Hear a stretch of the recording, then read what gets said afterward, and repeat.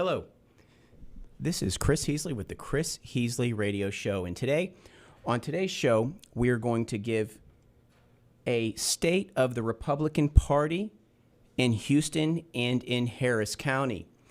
But before we get into that, I want to address a recent interview, a radio interview done about a week ago here locally of two Texas state representatives. Texas State Representatives Gene Wu and Ron Reynolds were interviewed about a week ago on a local radio show. And I want to sort of go over their talking points and give some counterpoints. And just to give you an idea of who Ron Reynolds and Gene Wu are, they are your local Texas State Representatives. They are out of Fort Bend County, and they are Democrats. And they are fervent leftists. They are radicals, and they are dedicated to implementing a progressive agenda here locally in the state of Texas. And I'm going to go over their talking points, but this is just my interpretation. I want to make that clear. And I would ask the listening audience to call State Representatives Gene Wu and Ron Reynolds and ask them the specifics about the things I'm about to go over, to have them further clarify their points on these matters, to see if I got it right, and just to have them get their side of their opinion in the matter. But essentially, I think it is safe to say that Ron Reynolds and Gene Wu disagree with something called nationalism. And nationalism is a concept brought to us by President Donald Trump, which is essentially his idea of America first. The idea that a political leader should advocate on behalf of that person's own country before any other matter, before any other country. President Donald Trump believes that the American president should be advocating on behalf of the American people and their interests. This is called America First, and this is what nationalism is. And this is something that I would say is safe to say Gene Wu and Ron Reynolds, that they disagree with, because they spent a good hour sort of critiquing, or I would say even attacking, the idea of nationalism, the idea of America first. And what they do is they attach to it a sort of a tribalistic or a nativist type of image to anyone who espouses ideas of nationalism. So in typical Democrat fashion, they pull out the race card. And if you today decide to start considering moving to the right, considering the America First agenda, considering a nationalist agenda, all of the names will be applied to you. Racism, bigotry, xenophobic, all of it's going to be put at you by the political left, by Gene Wu and Ron Reynolds, should you reconsider this. They do this while at a time they acknowledge that a good percentage of the minority community in Texas is moving to the right. They're moving to the nationalist agenda. They're considering it. They're liking it. They're moving to the America First agenda. This is happening. And Ron Reynolds and Gene Wu acknowledge this, and they even state specifically that Black Americans are moving to the right and that Indian Americans are moving to the right. And I want to read to you just a quote, just to make sure I'm getting this right, because I'm not sure if you saw the interview, but I did. I sat through it. And I want to just read you a couple of quotes from the interview. This is specifically from the interview, and this is State Rep Gene Wu giving his critique on nationalism. And here it is, quote, "I know that there has been a strong push within the Southeast Asian community, especially the Indian community, that has been moving rightward because of things back in India, because of Modi. And then he goes on to say, there's a lot of Indians moving rightward and moving towards Trump. And I think we need to talk very carefully about that. Be careful what you ask for." And that is Gene Wu, Texas State Representative from the 137th District and Democrat, expressing caution for minorities who consider to move to the right. Ron Reynolds doubles down on the point. Ron Reynolds, quote, "You've seen a number of African Americans that have moved to Trump, and I want to say the same thing about the African American community. You will vote against your own interest if you believe that Trump is going to do anything to help the African American community," unquote. That is Ron Reynolds, Texas State Representative, 27th District of the Democrat Party, expressing caution for those who consider moving to the American right, the America First, the nationalist agenda. And they are absolutely right. There is a considerable population that is moving to the right, that is reconsidering their lifelong opinions, their foundations, and considering this new novel idea introduced to us, the America First idea. A lot of people are going there. And it's not just in the minority community, it's not just in the American community, it is happening across the globe. And just to give you a couple of ideas, in Argentina, they recently elected for the first time ever their first nationalist president. His name is President Javier Milei. And he is wildly popular across the South American continent because he is for Argentinians first. And next door to Argentina is Brazil. And Brazil recently had a president, Jair Bolsonaro. And Jair Bolsonaro is a strong nationalist, always advocating for the Brazilians first. And he is wildly popular in Brazil. Brazilians love Jair Bolsonaro. Of course, in India, you have Prime Minister Modi implementing the nationalist agenda in India. Here at home, you have President Trump, who coined the term America First, which essentially describes nationalism at its roots. And then you have President Vladimir Putin, who is wildly popular amongst the Russian people because he is always advocating on their behalf. And so it is true. These people are moving to the right. This is a worldwide phenomenon. And I want to address why exactly this is happening, because it is none of the things that Gene Wu and Ron Reynolds say it is. It is none of those smearing tactics that they describe it as. It's none of that. What nationalism is, it's very easy and simple to understand. I will explain it in 4 quick bullet points. Number 1, it's secure borders. It is the idea is that your borders should be secure so that the innards of the country are protected. The people, the communities, the towns are all protected by an exterior border that is formidable. Secure borders is number 1. Number 2, a strong currency, a currency that is neither overprinted or underprinted. The two ways that economies are brought to their knees is through overprinting and underprinting the currency. Nationalists oppose that tactic. It is protecting local industry, which means that you advocate for fair trade practices and you only implement tariffs in response to unfair trading practices, only in response. And it is a strong military that is kept at home. That means that you have a strong military that only acts in defense, in response to foreign aggression, and is never the foreign aggressor. It is peace. That's what that idea means.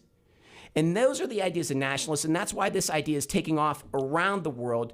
And of course, there's the opposing idea, the ideology that goes up against nationalism, the ideology of the American left, the ideology of the Democrat Party today, which is the globalist ideology. An ideology that was not scripted by the people, but rather by the European billionaire class. The European billionaire class scripted this idea. And when they scripted it, they began their talking points that were brutally honest on what they intended to do to the people of the world. And the quote was by Klaus Schwab, "You will own nothing and you will be happy." That idea right there completely describes the globalist agenda being put on the people across the world, where the people across the world will be put in a state of peasantry by the billionaire class, a return to the days of the aristocracy of 400 years ago. That is what the globalist agenda is. And now I will go through those same four bullet points, where the nationalists argue for strong borders. Under the Biden administration, we have no borders. Our border is disintegrated. Our country is coming unraveled. Where nationalists, where the American First agenda is a strong currency, under the Biden administration, we have hyperinflation, where your dollars are becoming absolute water, where everything from a stick of gum to a gallon of gas is becoming so expensive that you can no longer afford it. Where under the Trump administration, we began seeing a resurgence of American industry. Under Biden, everything is manufactured in China and shipped across the ocean to your doorstep. Everything is manufactured overseas. And finally, again, Under President Trump, we had 4 years of peace. Worldwide peace never happened in our lifetimes. Whereas under the Democrat agenda, the globalist agenda, we have a constant pounding of the fist for more war with foreign adversaries. We have a constant clamoring for war with Russia. And these are the two ideologies: nationalism, America first, versus globalism. And this is the Chris Heasley Show. And on this show, we will bring you all of the ideas, the content, the information that you need to take back your towns, your communities, your cities. We advocate for local activism first. And on this show, it's a very simple, we give you all the information. There's just simply one to-do task item for you when this show is over. Call Gene Wu and call Ron Reynolds and ask them to clarify their points on the globalist position. And with that being said, we have two guests today. On the line, we have G2. G2, are you there? I am. Excellent. Very good. Thank you for calling in today. And we have also in our studio, we have Cindy Siegel, who is the chairperson of the Harris County Republican Party. She heads up the Republican Party for Houston and Harris County. And I want to thank you for coming today, Cindy. I'm glad to be here. Thank you very much. I'm very glad that you're in our studio today. So I gave a pretty robust analysis of what I believe to be the divisions between our two sets of ideology, the globalist left and the America First Republicans. And I'd like to ask, in Harris County, how do you see it? Do you see things being status quo, or do you see sort of some change in the air in Harris County with regard to local opinions? Thanks, Chris. I do believe that things are changing. I think, there was a time probably 10, 20 years ago, the Republican Party was believed to be the party of just old white people sitting in a country club drinking martinis. And that's changed. And I think largely due to President Trump. I think he recognized that across the country that and I'm going to say average person, people like you and I that are just out there wanting a good life for their family, wanting to make a living, wanting to put a roof over their head and have the opportunities that maybe more opportunities for their kids than they actually had. And I think President Trump recognized that the average American felt like their country, their government, their national leaders had forgotten about them and left them behind and wasn't concerned about what was going on in their lives. And I think, you laid it out properly, the difference between a nationalism versus globalism. And most people just want to be able to live a good life that's safe and to be able to take care of their family and offer their kids a bright future. So I think it's safe to say that today, in that interview with Gene Wu and Ron Reynolds, they are very concerned because they acknowledge that within the Republican Party, there was sort of a civil war within the Republican Party where you had the establishment element, which is the legacy people, the legacy group of the Republican Party, the George Bush element, the Karl Rove element, which is a complete opposite, a complete loggerhead with this new element, this America First element, the Trump element. And I think that what the Democrats in that interview see is, I think that they're more friendly with that older establishment, that older Bush element, and they see this new Trump element as being completely adverse to their globalist agenda. And there was sort of they acknowledged there was a reckoning between the two groups within the Republican Party, and one group won out, which is the Trump element. Can you give me a state of the internal opinions, the internal ideas within the Republican Party between those two ideologies? Is it more legacy, or is it more of the Trump America First? I think it's changed to, President Trump controls the party today. There's still a faction that is what you call the legacy. But I think overall people recognize that what they see today in this country, what had always worked for decades, for quite frankly both parties, doesn't work today. That, we've allowed this to happen. And you look and see what's happened under President Biden, and you mentioned it, the no borders, the hyperinflation. People don't feel safe in their own homes and communities. You know, the defund the police movement that started during COVID. You know, people recognize that they're not going to be able to have that American dream under what's always been the status quo offered. And I personally believe that the Democrat Party today has taken, they want us to be asleep at the wheel. They want us to just be quiet, follow what's always worked, because they know that they have slowly changed sort of the framework of this country. And that's been their big push to move towards more of a globalist society. Well, I think it's very funny in that interview with Ron Reynolds and Gene Wu, they are calling the Republican Party as you said, the old,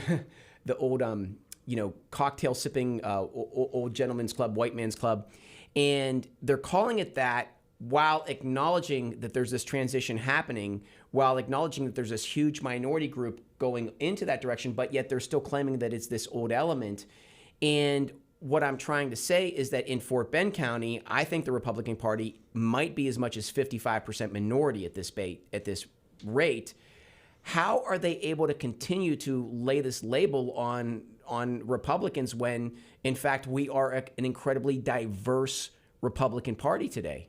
Well, I think, and I'm speaking from the National Party on down, I think and I've used this when I've talked to groups, I think our principles of government, I think our basic values about how we approach our lives, the government, what our country was founded on, I think that they're the right ones. But the Republicans have historically not been great in terms of communicating that message. And we've allowed the Democrat Party to grab the narrative. Now, they have a lot of tools in their toolkit that we don't have. They have the national media. If you were some alien from outer space that came down and landed and you listened to a conservative radio station or TV station of what's going on in this country compared to CNN, for example, you would think you were talking about two different countries. And I think in part, they've had tools that we haven't had, but additionally, we've not been great in terms of communicating those values, communicating what we stand for. And I think that that's where, when President Trump came in, into office, a lot of people, I think you had the average American thinking, this is a guy who's going to fight for me, because, he's a New Yorker. And people get upset when he punches back at the media, but that's sort of the New York philosophy. If you punch me, I'm going to punch you harder. And I think they believe strongly, and they saw it for 4 years, that he's fighting for them. And for those people that when he ran in 2020, when he was running for re-election, I think there were people that bought into Biden's narrative that, well, they wish Trump would be a little nicer and be more of, a gentleman, not punching back. They bought into that narrative. And instead, what did Biden say? He said he was going to be the grown-up in the room, that he was going to really work towards, being a positive influence. I think people see that those were just words. And I believe locally as well as nationally, we get a lot of words from the Democrat Party. They're very good about offering up just, words about what they stand for, et cetera.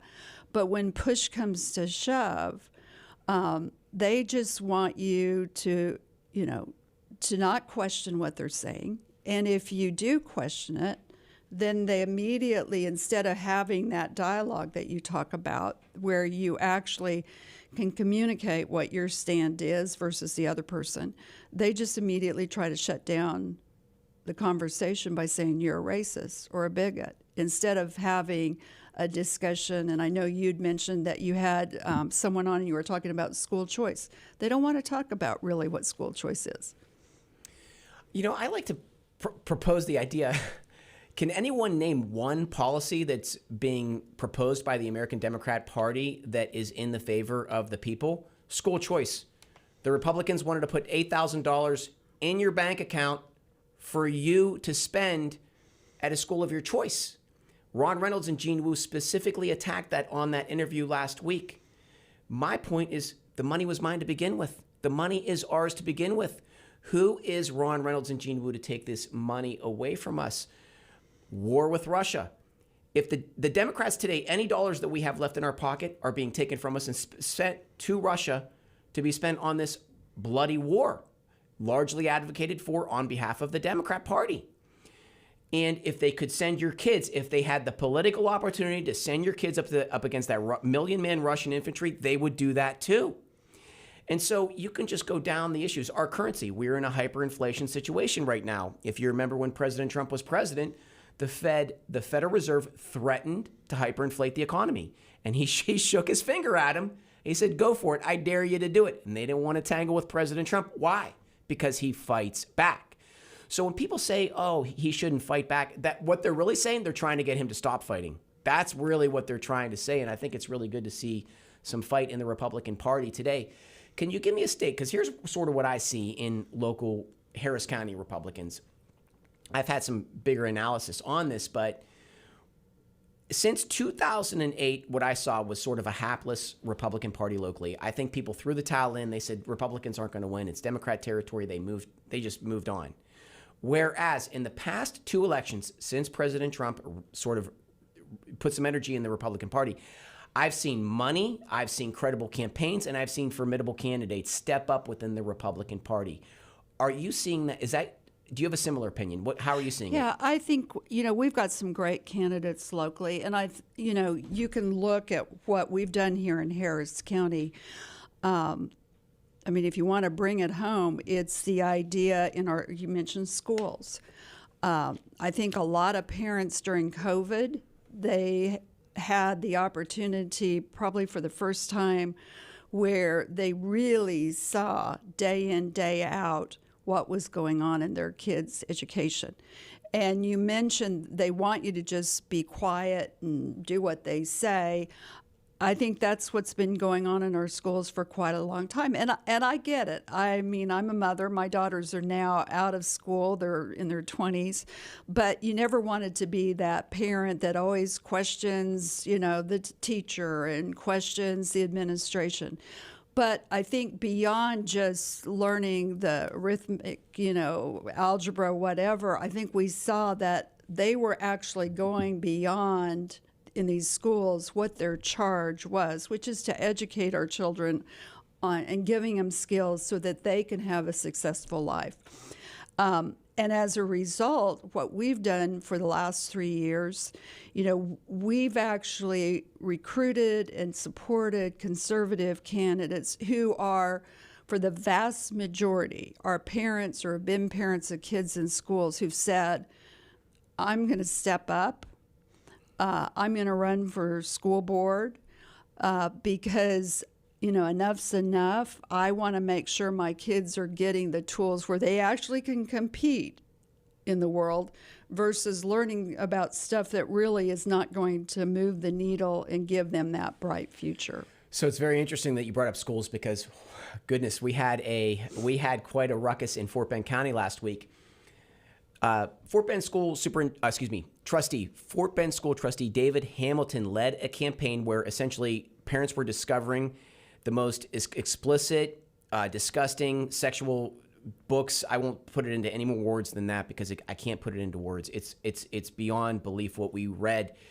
And David Hamilton discovered these materials in our books, and then he led an effort to expose it, which gained attention across Fort Bend County.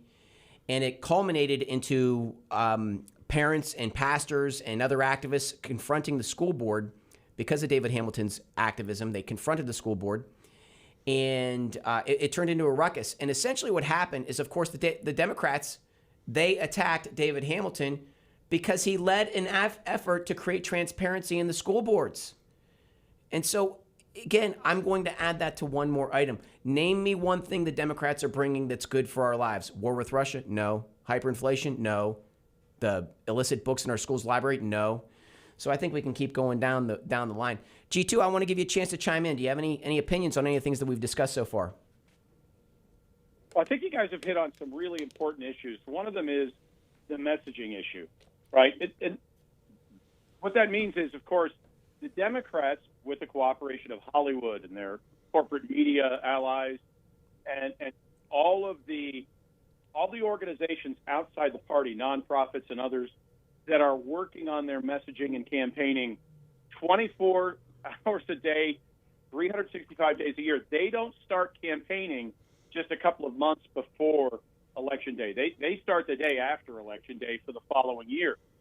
So you've got this constant messaging machine driving their attack on families, this promotion of their magic words, right? The three magic words that they use that really convert voters into non-thinking drones who do whatever Democrats tell them. And of course, those three words are abortion, they are gender, and climate change. And when they say those things, it seems like they've got such a huge percentage of Americans so programmed that they will vote against all their own interests and vote exactly how they are asked to vote. That, based on what I'm looking at, are about 35% of the population that's in that group. They'll vote for their own demise. It turns out, I think about 5% of the population are those opportunists who really just are in the politics game because they want to get paid. These are the Bidens, who get elected president with 4 houses he couldn't possibly have afforded, but the media covers that up for him, so he's able to become vice president, despite a lifetime of corruption. About 5% seem to be these opportunists. They're just for sale. They're political mercenaries. And that leaves us about 60% of the population of this country that are, I think, extraordinarily unified around issues like education and prosperity and freedom and limiting government and, putting it back in the cage the Constitution was designed to be. And on the Republican side, on the conservative side, on the patriot side, there just simply isn't the capability to develop and deliver messages that are as compelling, even though the story, the ideology that a conservative, a constitutionalist, that they have is a far more compelling ideology. It's a far more compelling message. So I think there's a built-in disadvantage there. And what I see is that when a candidate comes out and takes a stand on issues, often, first of all, the candidates are terrified to do that. They're terrified at the local, state, and national level. And second, when they do that, they don't have the same level of support that a leftist candidate or a globalist candidate would have from corporate media. So I think one of the big challenges for the Republican Party and for all the candidates that stand on that pro-American side is getting messaging out. The Donald Trump point you made is a very good one. We ought not still be talking about the odd caricature the media has created of Donald Trump, and instead we should talk about the actual Donald Trump, the guy that implemented policies that for the first time in 30 years created a net income increase for the average worker, actually shifted the balance of power away from China and back to the United States. These were momentous achievements. But we don't talk about that. We talk about this bizarre character the media has created. I wonder, how do you think we get around this in 2024 so that we overcome that incredible messaging machine with something credible and effective on the pro-American side? Well, very good points. I'm not going to say I have all the answers, but I'll tell you what we've tried to do. And I think the last 3 years we've seen that we've started to have some success in using the school boards as an example, or even the city of Houston election back in the fall. We were able to help conservative Republican candidates get elected to the city of Houston race, or city council for the first time in many years. And the diversity of the party, I think it's a perfect example Willie Davis, he's a black pastor. He won, and he dealt, he's been talking for many years, both from his pulpit and at City of Houston council meetings. He's been talking about crime and what was going on in our community. So he dealt with and spoke about local issues. And I think as we are in the presidential election year, it's going to be important to, in order to communicate with the average, or, what I consider the average voter, and I consider myself probably an average voter, although I probably have more knowledge because of the last 3 years than some, but to communicate and talk about what it means to people personally. So I think a great example that has resonated with people has been something that Governor Abbott has done. You mentioned the borders earlier. When he all of a sudden last summer started transporting people that were crossing into these small towns on our border, that could, and just overwhelming them with hundreds of thousands, millions of people entering in the country illegally, he started busing them to these sanctuary cities. And now all of a sudden, they can't sit there and ignore it and think, well, that's just their problem. You've got New York, you've got, Chicago, all of them from D.C. And that's been a very effective way of communicating more, actions speak louder than words, but communicating what's going on. So for the small town on the border or the rancher on the border that has illegals, cutting down their fences, crossing over, stealing, whatever, the burden it's placed, now it's become Chicago's problem, New York's problem. And people that were able to stick their head in the sand because it wasn't their problem, it's now become a local problem for it.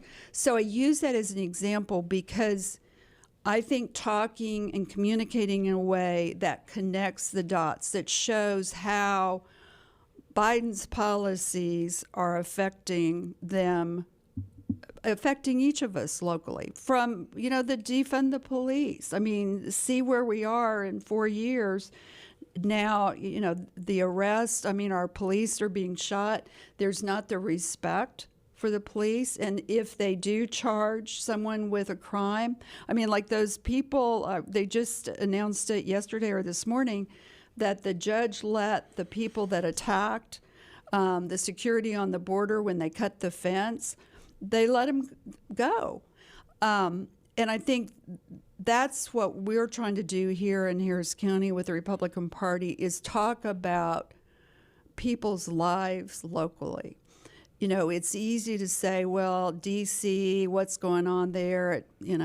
Other than filing your tax return every year, how often do you really stay up on what they're doing?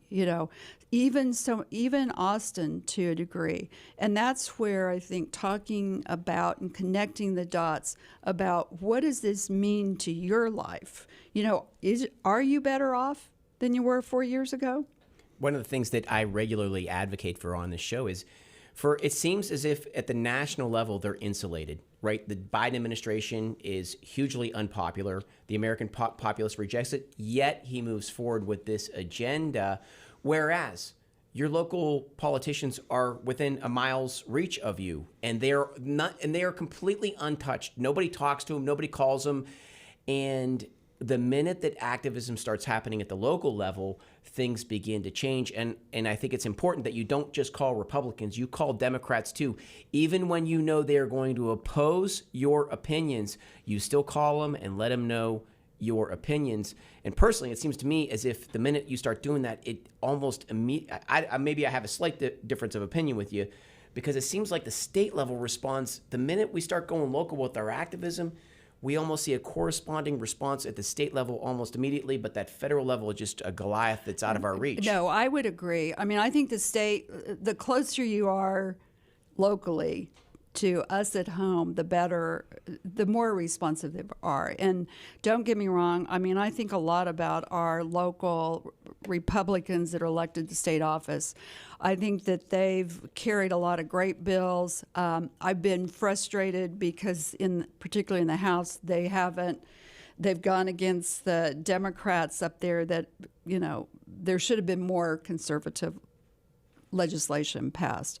But you're right, Chris. I mean, there's nothing like someone being active and speaking up. They want you to be a sheep. They want you to just do whatever they say.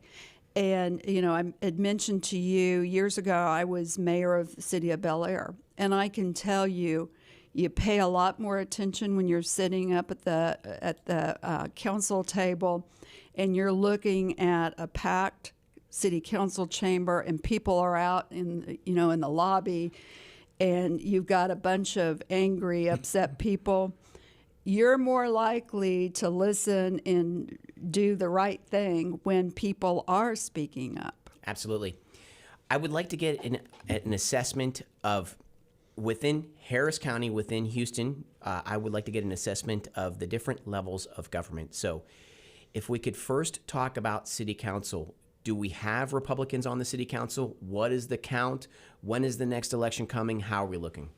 So, City of Houston, now there are other small cities, as you know, that have their own city councils, and there's two elections every year. There's elections in May. Some cities have their elections, like Westview does theirs in May. Bel Air does ours off-season, the midterms in November. But City of Houston they had changed their term limits, and they had an election where we got a new mayor. There were several people who were up for office, and we were able to help. Mary Ann Huffman got reelected. We've got Fred Flickinger, who took Dave. I'm blanking on his last name. Who was a Republican up in the Kingwood area. We've got Amy Peck, and now we've got Julian Ramirez, Twyla Carter, and Willie Davis. I mean, again, I mentioned when you talk about the Republican parties changing, Julian Ramirez was a DA. He, first Hispanic to be elected to the city of Houston, a Republican since Orlando Sanchez. Willie Davis is the first Republican black city council member to be elected since Reconstruction. So that in itself says things are changing. People are opening up their eyes and listening. So those races come up. It seems like at times there's always a city council, but you have your school boards, you have your city councils, you have your med districts, the appraisal board, the state legislature. Now we're going to have, instead of it being appointed, there's going to be 3 people that will be elected in this upcoming election in May to represent the taxpayers.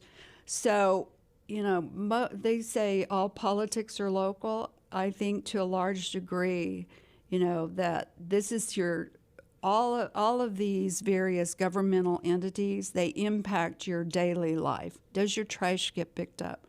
Are you safe? Are your kids getting a great education? When you turn on your water, are you getting safe water?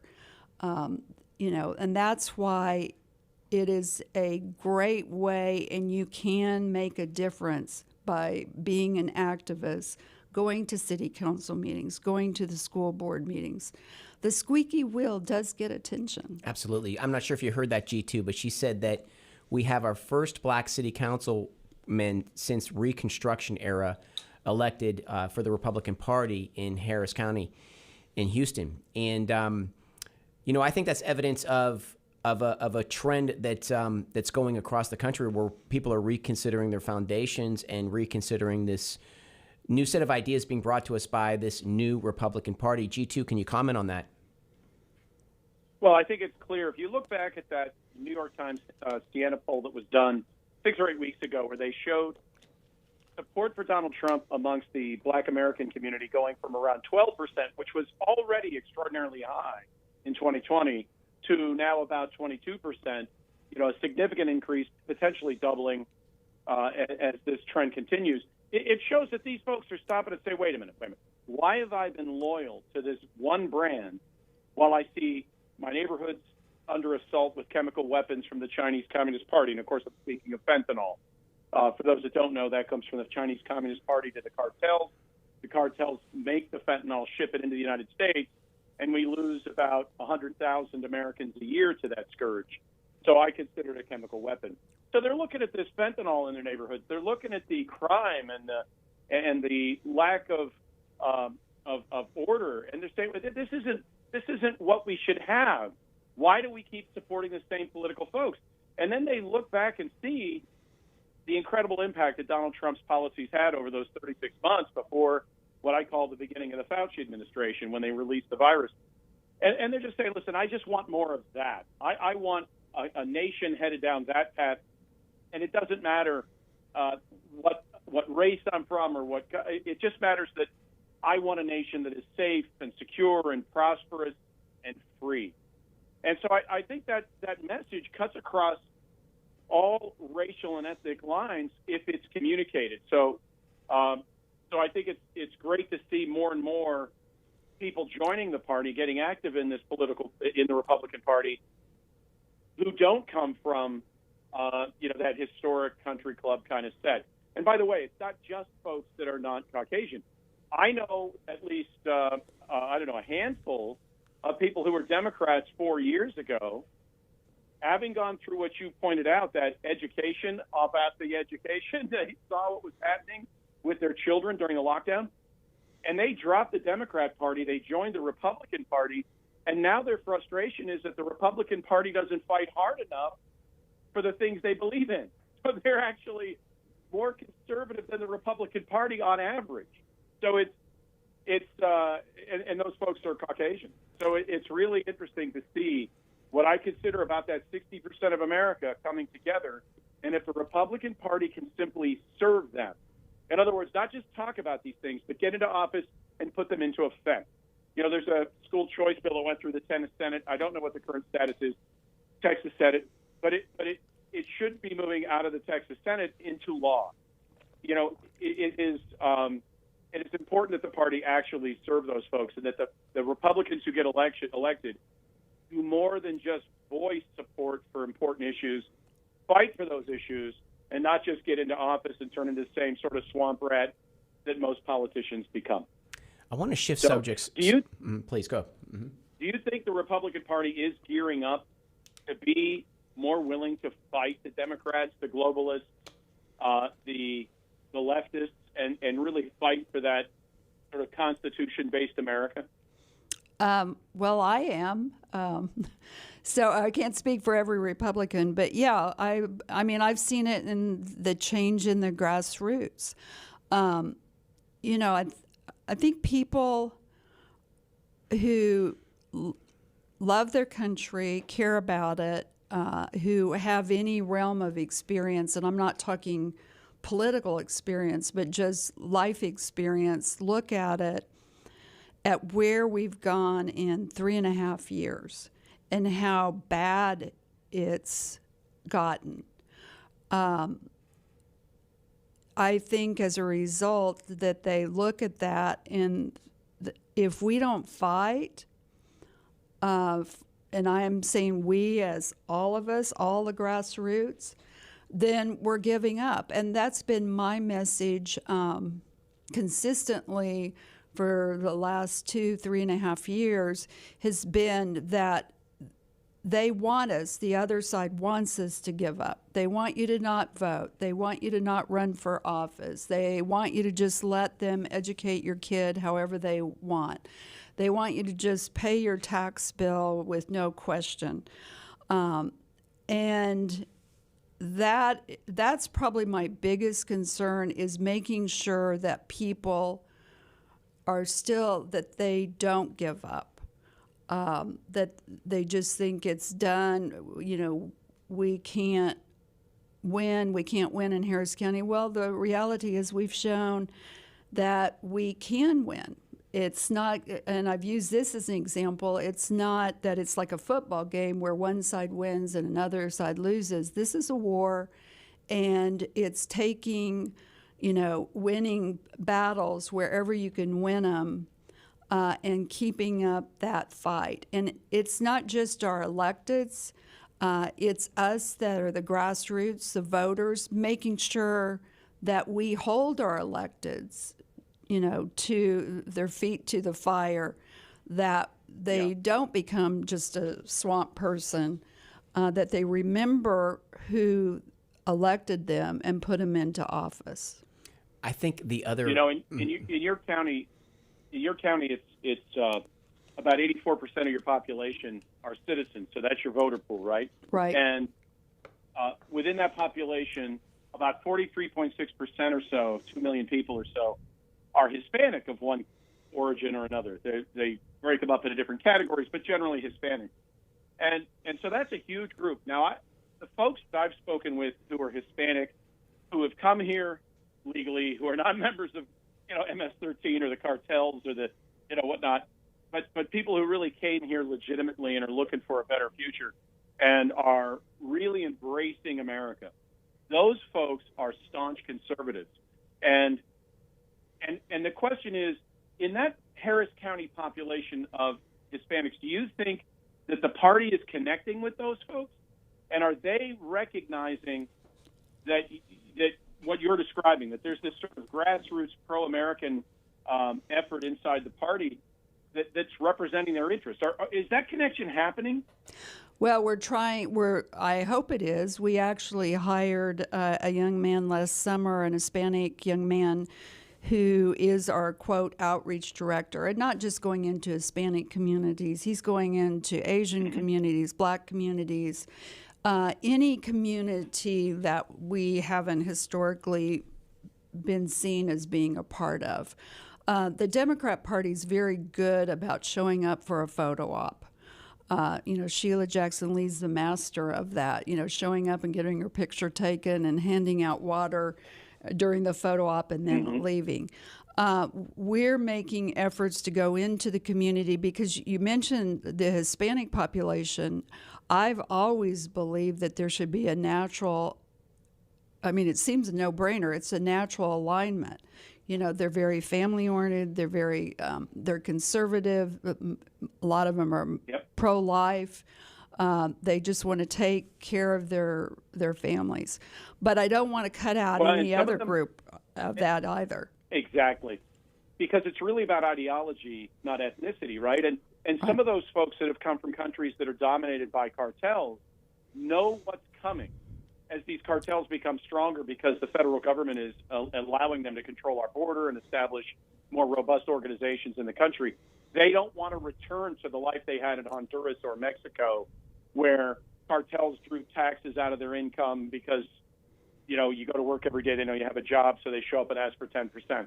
They don't want to be subject to that violence and that absolute chaos that comes with a system of without legal structure. So I think there's a natural ideological alignment with the vast majority of those folks. Certainly, anybody that's down in southern Florida and talks to the Cubans knows where they stand. They are staunchly pro-Constitution, pro-American, pro-conservative, and actually very, very Republican. So I think that ideology is attractive, and it sounds great to hear that you are being proactive in pushing that message out so people understand what you stand for, because Sheila Jackson Lee is more than clear. She calls for violence, right? She stands for everything that destroys the neighborhoods her constituents live in, and as in absence of a competing message, that's all people think there is to choose from. So it sounds like you guys are doing great work down there. I have a question real quick. How popular is Lena?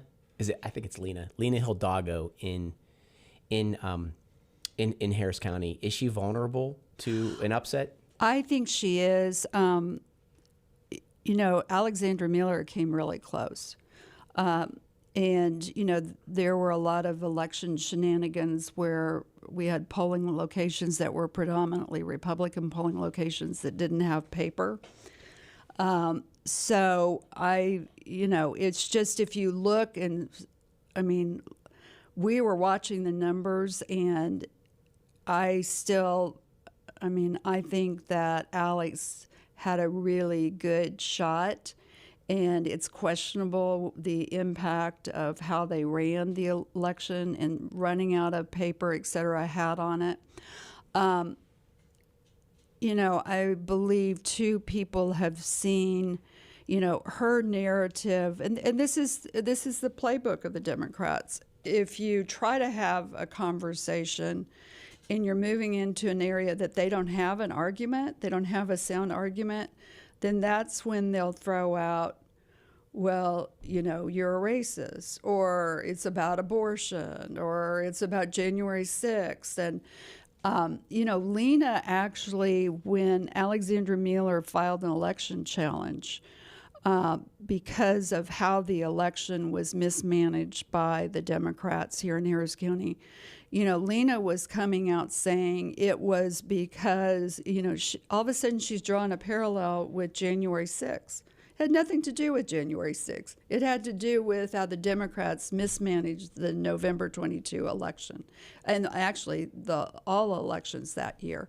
So I think she's vulnerable. I think anyone who stays involved and watches what goes on recognizes that she doesn't,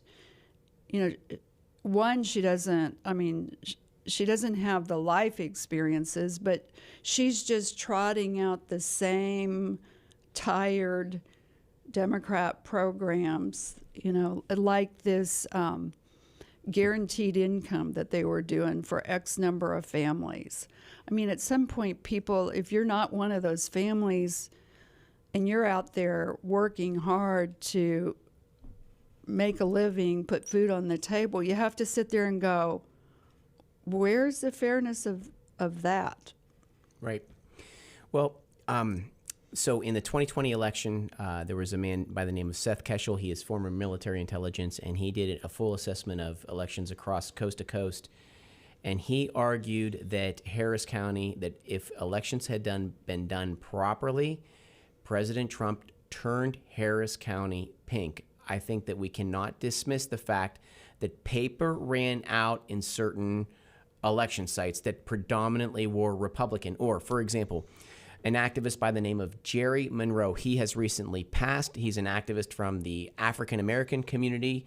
He is a staunch freedom fighter. And he talked at length about him seeing the voter, you drive in by voting, like a drive-in voting situation where IDs were being passed forth, back and forth, and essentially he essentially said it was a complete fraudulent run operation. When he challenged the elections and people there, they had the Harris County Sheriff get in his face. And this is all in the Freedom Matters Action Group Rumble channel. You can see Jerry Monroe tell this story. So unfortunately, we're out of time. But I'm so sorry, because I feel like the next hour could be us talking about how these machines ran out of paper. And also, I wanted to talk about the school boards and so much more. But anyways, I can only take up so much time. It's tax season, so a lot of people got to get their taxes done. I want to thank you, Cindy. I want to thank you, G2. And this is the Chris Heasley Radio Show. We will be back here next week on Monday at 1 p.m. Thank you very much.